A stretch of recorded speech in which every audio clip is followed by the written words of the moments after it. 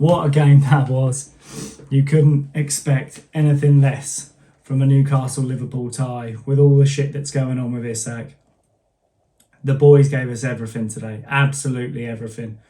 Bruno, Joel Linton, Sandro, fantastic. Dan Burn, absolutely flawless. We should be proud of every single one of them. I mean, the rash tackle from Anthony Gordon, it's unlucky. He's steaming in. I think he's just come in a bit late. I think it's harsh. When they slow it down, it looks terrible, but I think he's genuinely trying to attempt to get the ball. But man for man, absolutely matched them. Absolutely fantastic. The desire from the boys today, unparalleled. Absolutely unparalleled. Going through the team, Nick Pope, I didn't think Nick Pope had a bad game. He was unlucky with the goals. We were kind of left wide open for the last one. And the first goal from Gravenberch he's unsighted. It's right in the bottom corner. Little deflection takes it even further away from him. Realistically, when Bruno gets that first goal and the sound, the atmosphere, the noise from the fans was amazing. Absolutely amazing today. Will Asula. Now, if you watch my match preview, I said that the guys who come off the bench have to be ready for a game like this. They have to come in and be ready. And I thought every player that came off the bench, Lewis Hall, Lewis Miley, Malik Chow, Will Asula, absolutely fantastic. So proud of Will Asula getting his first goal for Newcastle, levelling it to 2-2 when we're down to 10 men. You know, 10-man Newcastle pulling the champions, the title holders, back to a 2-2. Genuinely fantastic display, the desire.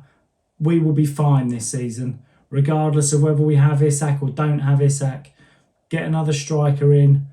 The boys were brought in. You can clearly see the depth in the bench now offers us so much more. Jacob Ramsey, great performance from Jacob Ramsey. He looks lively. I've got a real good feeling about Jacob Ramsey. I know the Villa fans weren't happy to see him go, but we're happy to see him come in. As for Liverpool, now where do I start? The same as I said in my match preview. Szoboszlai at right back, suspect. Ibrahima Konate, this guy cannot defend at the moment. There is something wrong in his head. He has lost his form completely. He looks a shadow of what he was as a centre-back. I honestly don't believe he's going to sign a contract and he's going to be on the want-away free transfer at the end of the season. Virgil van Dijk has lost that yard of pace. He's still as dirty as he ever was, but he has lost that yard of pace. Kirkes. That header from Bruno. Kirkes is not even facing the player. He's facing his own goal, trying to hold on to Bruno's shirt. Exactly like I said, great attacking fullback. Not a bad defender, but today was not his day. I think Liverpool walked in expecting this game to be less hostile than it actually was. I think the fans did a great job of telling them what we actually think of this whole summer transfer saga and this narrative that's now being put about on Sky and on TalkSport. And Liverpool just bid for a player. They just bid. They never contacted his agent before. They never got in touch with Isak and mentioned that they were going to come in with that bid. So the reason he was throwing his toys out the pram when Ekitike signed for Liverpool and there hadn't been an offer put in yet had nothing to do with contact from Liverpool. He was completely unaware of the interest. It just makes me laugh. I personally don't think Isak's going anywhere. I definitely think with Gordon now probably serving a 3-game ban, I think it is, he's got to stay. You know, we haven't got the options to be able to let him leave. As much as I think most of us would happily just get him out of the club. I think he's got to stay now, and I think the Saudis will clamp down on this. We're not in a position to sell. But for a title-winning team, they spent their money in the wrong place. In the last 10 days of this window, they need to go out and get Mark Gahey. They need to go out and get a defensive midfielder. And they probably still need another attacker. I don't believe they win the title this season. I think they'll be way off the pace. No disrespect to us, but struggling against a 10-man Newcastle as a title champions that want to be pushing, this team will get undone. The further we go in, they'll pick up injuries, players will get tired. I know people will probably say they haven't hit their full rhythm, but this defence is not good enough to win titles. Strikers win your games, defences win your titles, and this defence is poor, absolutely poor. They've just brought a new guy in, young Italian lad, as a centre-back. We're yet to see. He might come good, but realistically, Canate, absolute rubbish. The guy's a fraud. At the moment, he's an absolute fraud. I have to say, our midfield three today, fantastic. Sandro, Bruno, Joelinton.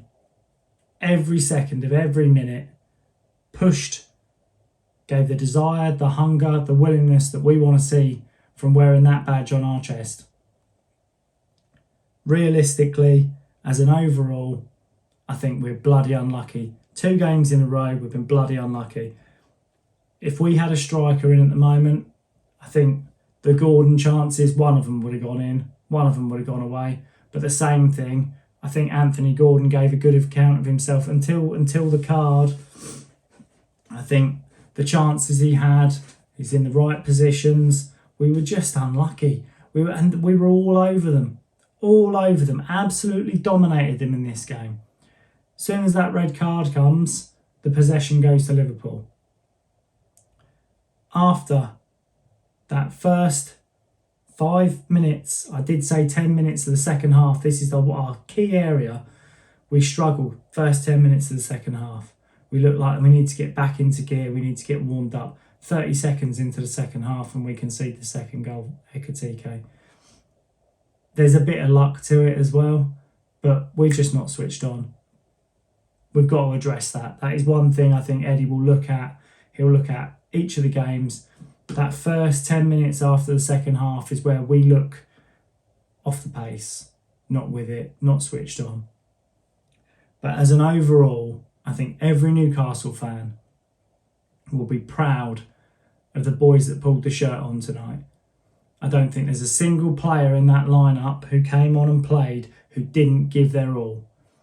It's one of the things that Eddie expects. It's one of the things that we expect. Whether we win, lose or draw, as long as we compete, that's all we ask for as Newcastle fans. And I think the guys did us proud tonight. We can walk out of that with our heads held high, and this saga I'm sure will continue, and Liverpool will feel like they've got one up on us, and I'm sure the trolling over X and social media over the next few days will be unreal, how they're going to beat us at St James's and they're going to take our striker. But honestly, come the end of the season, we'll be laughing and they won't, because I honestly believe that team is nowhere near where it needs to be to win a title. So I'll leave you with that. If you like the video, give me a like and subscribe. Hit the bell for notification, and I'll see you in the next one.